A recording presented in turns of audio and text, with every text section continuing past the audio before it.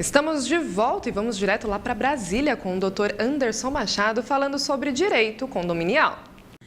Olá Camila, um prazer novamente estar aqui com vocês na Rende Prêmio News TV, passando aí informações e questões da área condominial. Novamente aqui direto de Brasília, trazendo informações e questões realmente polêmicas e de grande importância para o seu condomínio.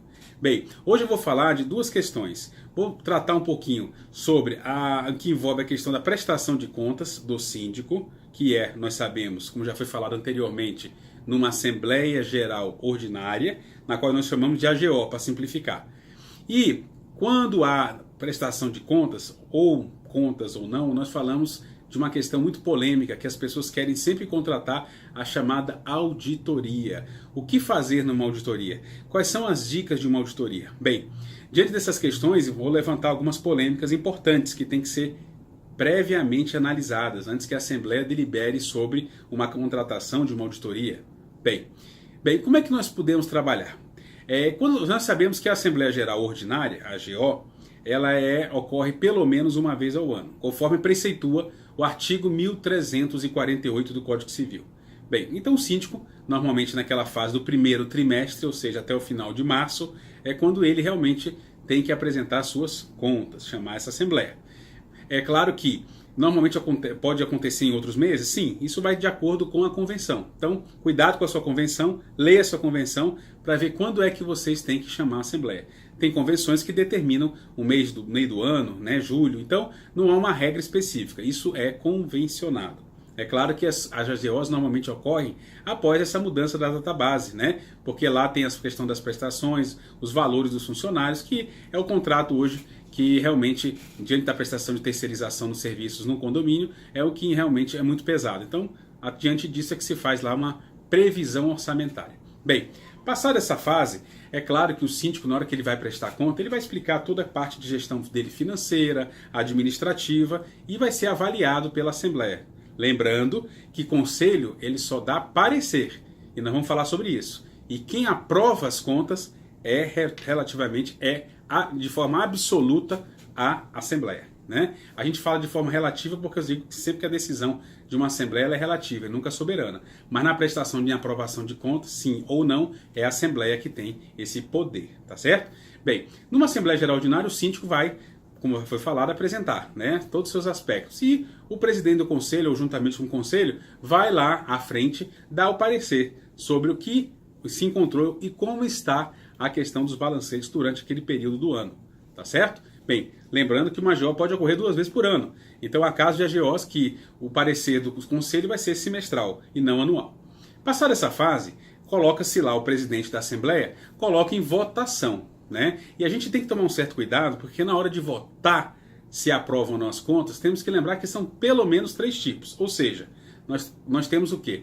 Aprova as contas, vai colocar isso em pauta na Assembleia o presidente, aprova as contas, aprova com ressalvas ou não aprova. Então, veja bem, nós temos 3 tipos. Muita gente coloca assim, aprova ou não aprova? Errado.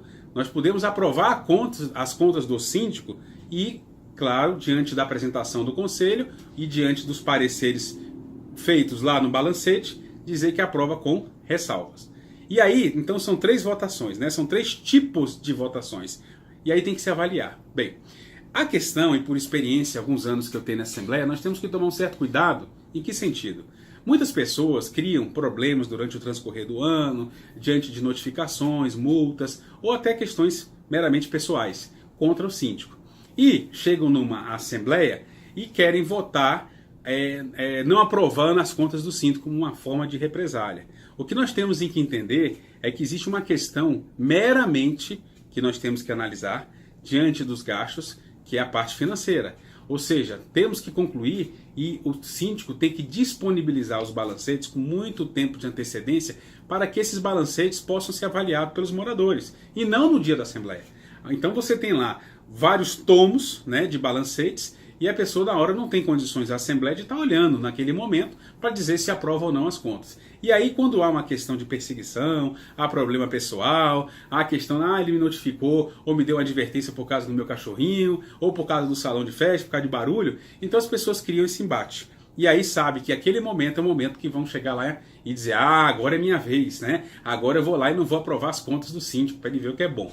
Então, tomem cuidado, isso é muito importante, porque do momento que você não aprova as contas, seja pelo motivo que vocês acham, os condôminos vão achar, pode trazer diversos transtornos. Então, avaliem. Realmente há casos que as contas não devem ser aprovadas, até pelo próprio relatório do Conselho, né? O Conselho Fiscal. Bem, diante disso, a gente pede sempre que analise e que as pessoas que estão lá no dia da Assembleia votem de forma consciente, né? Nós temos que votar de forma consciente. Saber, sim, o porquê que vamos aprovar, ou aprovar com ressalvas, ou não vamos aprovar as contas. Porque é através disso é que nós vamos ter realmente ciência do que realmente está acontecendo no condomínio. Então, por exemplo, vai aprovar as contas, ou seja, tranquilo, a Assembleia viu, o parecer do Conselho foi positivo e a Assembleia vota em aprovação de contas. Caso aprove com ressalvas, é importante deixar claro que ressalvas são essas. O Conselho tem que apresentar, o Conselho Fiscal tem que apresentar. E essas ressalvas, é interessante que, caso haja as ressalvas, dê um prazo para que o síndico apresente e corrija as ressalvas, tá ok? Essas ressalvas são pequenos problemas, alguns detalhes que são importantes ser colocados sim pelo Conselho em Assembleia e a Assembleia aprova com ressalvas. Então, abre-se um prazo de 30, 60 dias, dependendo da questão, da dimensão do que são essas ressalvas, para que o síndico regularize, né? E caso não aprove as contas, tem que se tomar um certo cuidado. Por quê? Por que não aprovou as contas? E aí a gente fala, não pode envolver questões pessoais. E sim, meramente o quê? Administrativas e financeiras, nesse sentido. Principalmente financeira, porque os balancetes ali estão sendo aprovados. Bem, nós estamos falando de contas. Diante disso, o que é que nós temos que deixar muito claro? Bem, caso não sejam aprovadas as contas, algumas medidas podem ser tomadas. Dentre elas, a contratação de uma auditoria. Essa auditoria, ela pode ser exercida de uma forma que vá se passar a contratar um auditor. Esse auditor vai fazer um levantamento e aí eu chamo a atenção um detalhe, eu não diria nem detalhe, de uma grande relevância. Ou seja, existem diversos auditores.